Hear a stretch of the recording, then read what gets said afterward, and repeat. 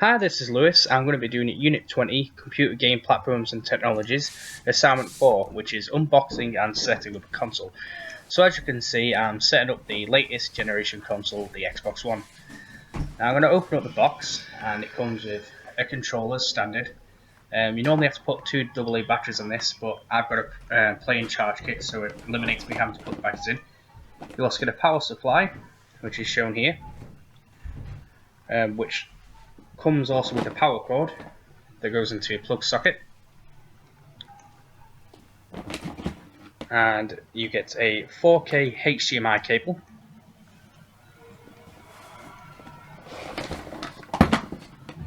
and you get the all-new Kinect Sensor 2.0, which is an improvement on the original Kinect sensor. And at the bottom of the box is the Xbox One console itself.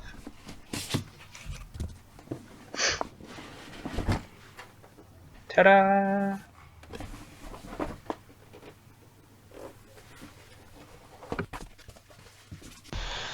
Okay, so what I'm going to do now is I'm going to connect the console to the electricity main. So I'll get the power supply with the cable and put it into the back of the console. Now it only goes one way, so you can't plug it in upside down, as I attempted here. There we go. All the cables have the Xbox symbol on the way they should be going in.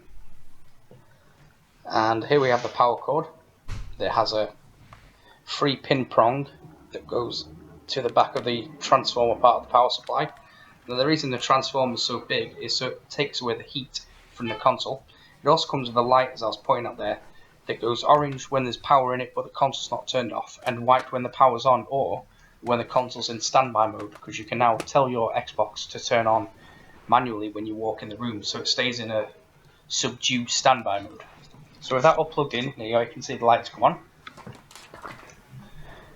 Next thing I'm going to do is connect my HDMI 4K cable, and you'll notice on the back of the Xbox that there's two ports on the back of it now. Now one of them is a TV in, and the other one is the HDMI out, because you can now plug your satellite box, like Skybox or your Virgin box, into your Xbox machine and use it as a television.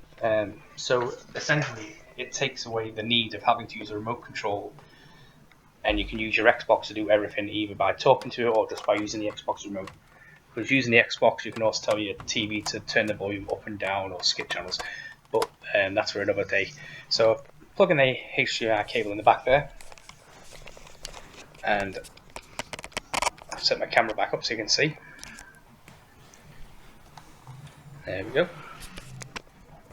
And now the final thing we're going to set up on the Xbox One console is the Kinect sensor. Now it has its own special port and its own special end, so it's like a little square connected to a little rectangle. So that's painted by Microsoft, so no one else can create their own. And that sits at the back. So that's the whole system setup. Now you could, with the old consoles, you'd need to generally settle the controllers, but with the latest generation of PS4 and the Xbox One, the controllers come pre-synced, so all you have to do is hold the button and it automatically turns on your console. So you can see the console's turned itself on there, and the Kinect sensor is powering up, as you can see the little lights at the bottom. So I'll just go to HDMI 2, which is where my HDMI is plugged into, and there we are, the Xbox Ones are now on.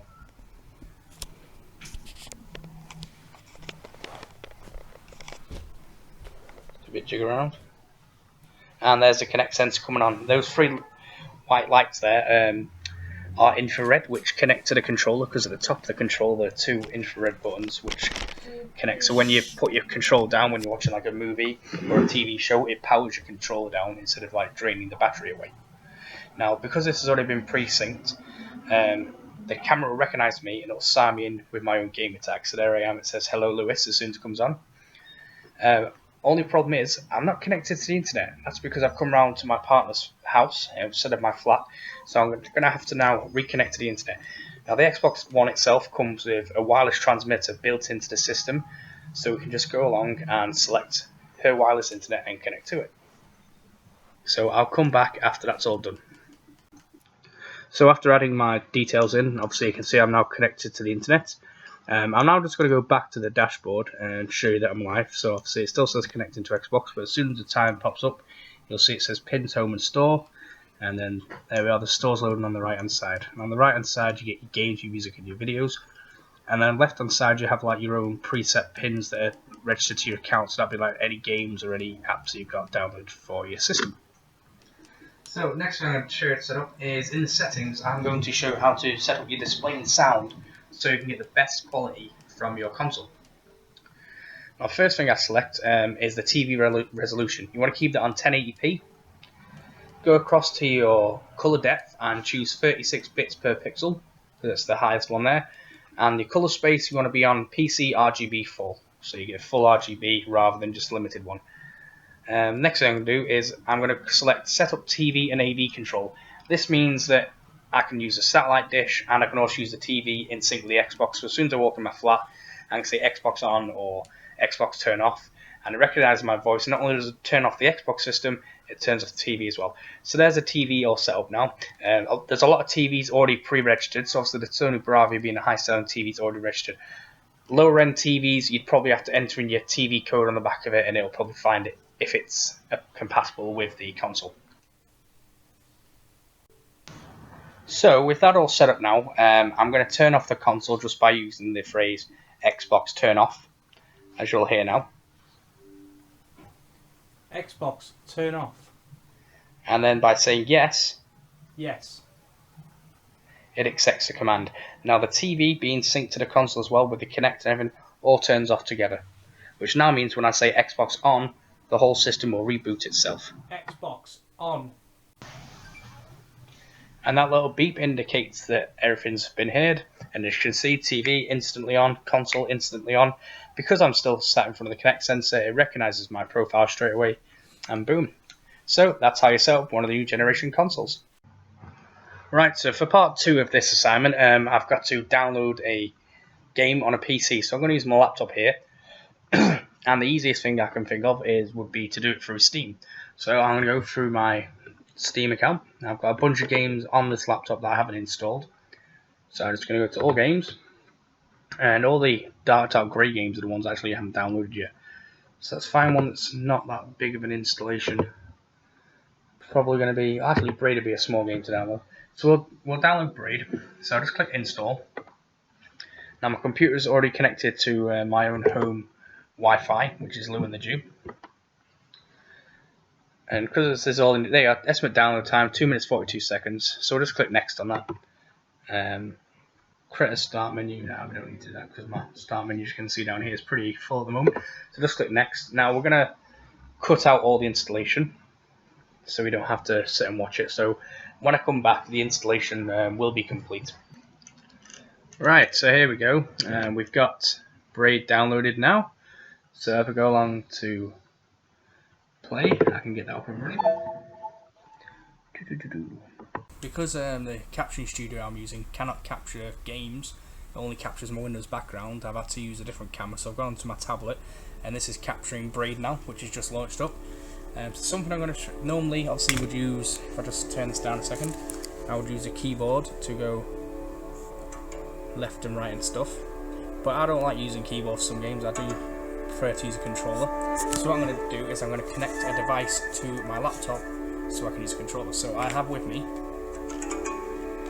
an Xbox wireless receiver and an Xbox 360 remote. So what I'm going to do is I'm going to take the device and plug it into the USB slot on my computer,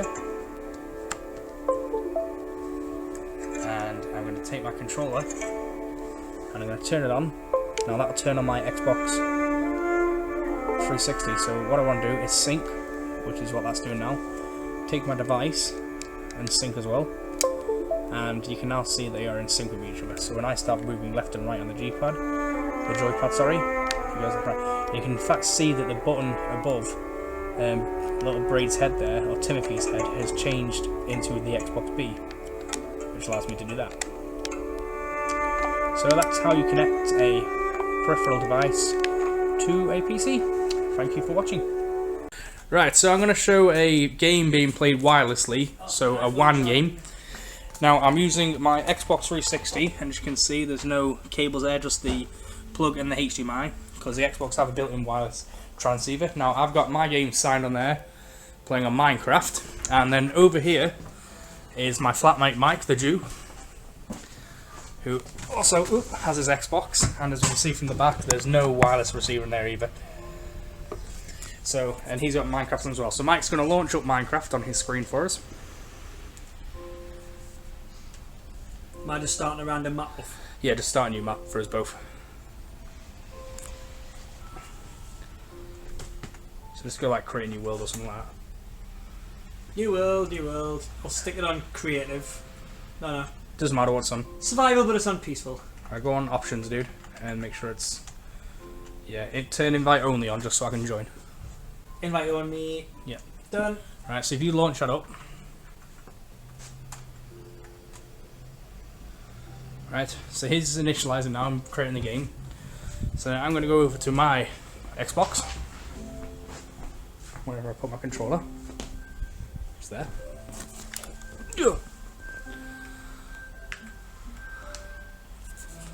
I'm going to select play the game. Oop. Select my hard drive.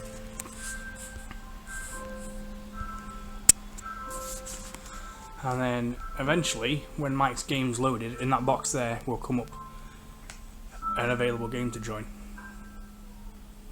Well, I'm on my screen. So you're on your screen. Let's see if I'm connected to the internet. Right, if I'm going to back out, play now. No games found. Oh, there we are. Satan Skid Marks games. There we are. Go in that one there. And I can join. And there's Michael running around. Punching tree. So I can go up to Michael. You see him punching a tree, and if I turn the camera around over there, you can see Mike turn around. So if Mike's character looks at mine, he just starts jumping up and down. What is that? It's a I don't know. So we're both jumping up and down. I don't know what it is. I think it's a name on the screen as well. Your gamer tag. Yes, yeah, so it's got my name. So it's got Satan Skid Mark on the top corner, and you can't see from here, but it's say Lewis Preen. So that's how a WAN or a wide area network works for your wireless on the Xbox 360. Thank you for watching. So what I'm going to demonstrate now is how to connect a game through LAN, which is a local area network. So we've got two Xbox 360s, both connected through this yellow LAN cable. And that won't let us connect to the internet because they're connecting together.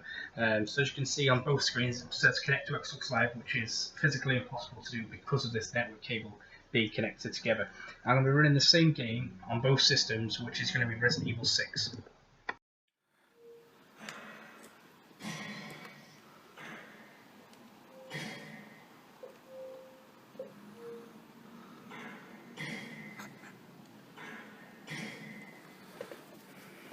Okay.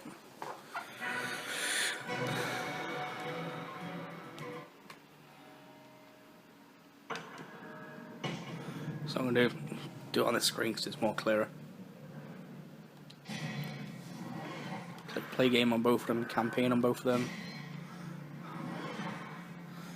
Click continue, and on this screen I'm going to click join game to continue.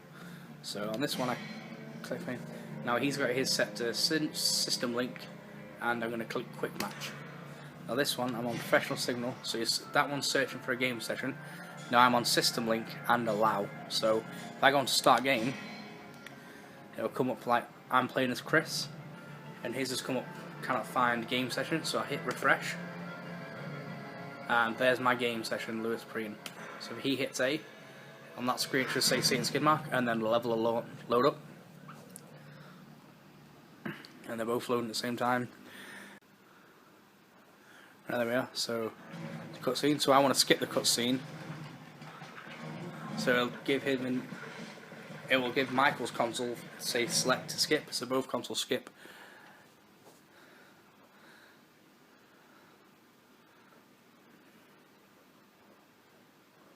And they're both there. So that's me moving around.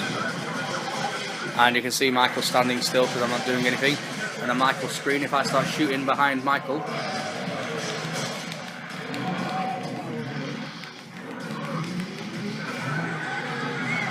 I start shooting, you'll see on Michael's screen that there's someone shooting, but that's actually coming from that screen there.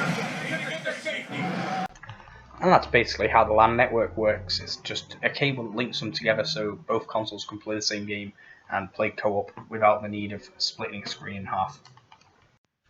So for the final part of this assignment, I have to download an online game and play it through a tablet or a mobile device. So as you can see on my tablet, I'm connected to my Lunadew internet. I'm going to go now search on the Android Play Store for a game. Now I've already preset a game that I want to download because I play it on Facebook. So I'm going to go there, select Jurassic Park Builder, and there's the game there. Excuse the crack in the screen, I studied this one by accident. So I'm going to click Install, and then select Accept. And then there's a download meter that comes across the top that tells me how long is left to download. Now I'm going to skip to the end, which I've just done, and once a game's downloaded, it starts to install the game onto your device. It normally takes about 2-3 seconds to do that. So there we go, successfully installed.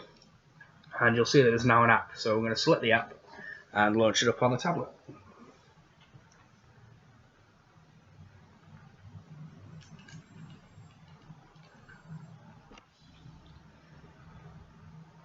So once the game has actually been installed, it does come with another update meter. So there's an update bar that comes across. So we're going to come back after the update's done. So the update's done now, and as you can see, I can play as a guest or play as Facebook. So I'm going to Facebook login, so this is using the internet. The reason it doesn't ask me for my email address and password is because I've already got the Facebook app downloaded on my tablet. So it syncs anything that you've got downloaded on Facebook and a game separately, so I don't have to worry about putting in passwords and addresses again. So I'm going to cross that main screen and get rid of this advert that pops up.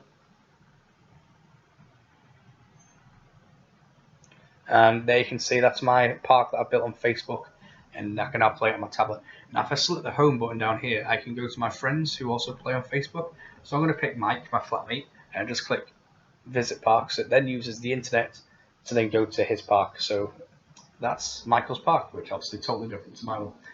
So thanks for watching these tutorials. I hope you've enjoyed watching them as much as I've enjoyed making them. Bye.